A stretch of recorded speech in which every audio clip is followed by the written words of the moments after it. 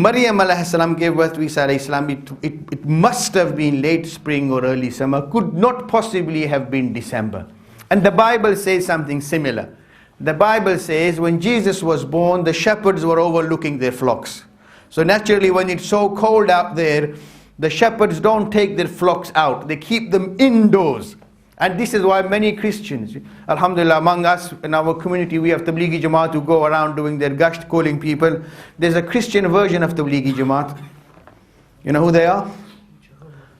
Yeah, but Tablighi brothers do their gasht Saturday evening, Sunday evening. They do their gasht Sunday morning. And these Jehovah's Witnesses are very committed, supposed Christians, but they don't celebrate Christmas. If next time you happen to meet them, you can ask them. Jehovah's Witnesses don't celebrate Christmas because they know that wasn't the time Isa alayhi salam was born.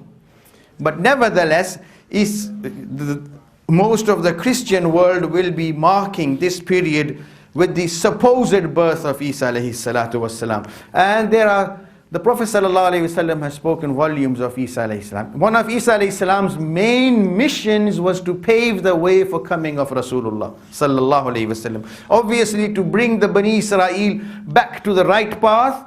Ya Bani Israel, inni Rasulullah ilaykum musaddiqan lima bayna yadayya min at-Tawrah wa mubashiran bi rasulin ya'ti min ba'di ismuhu Ahmad.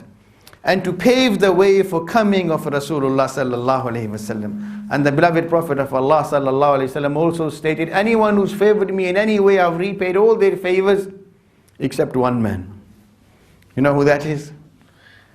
Abu Bakr radiyallahu anhu.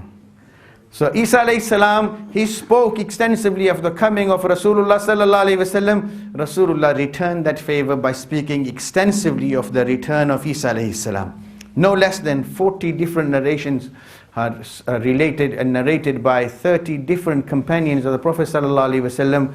And the hadith particularly, which is mentioned in Sahih Bukhari, the Prophet sallallahu alaihi wasallam said, "Walladhi nafsi biyadihi la yushikanna yanzala fikum ibn Maryam hakaman adala yaksuru as-salib wa yaqtulu al-khinzir wa yada'u al-jizya wa yufidu al-mal hatta la yaqbaluhu ahad."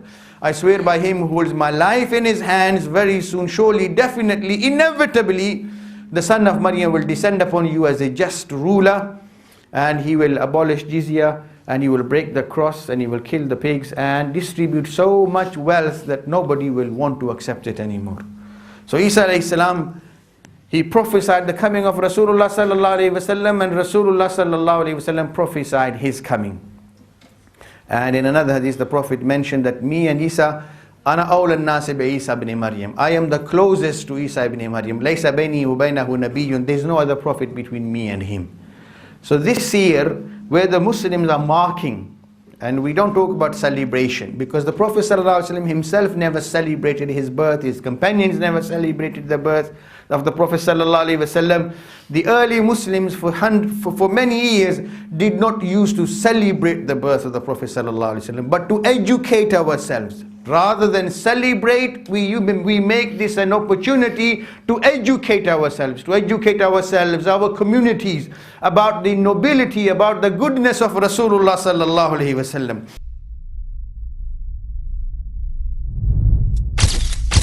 Message TV. This is your channel. This is your channel.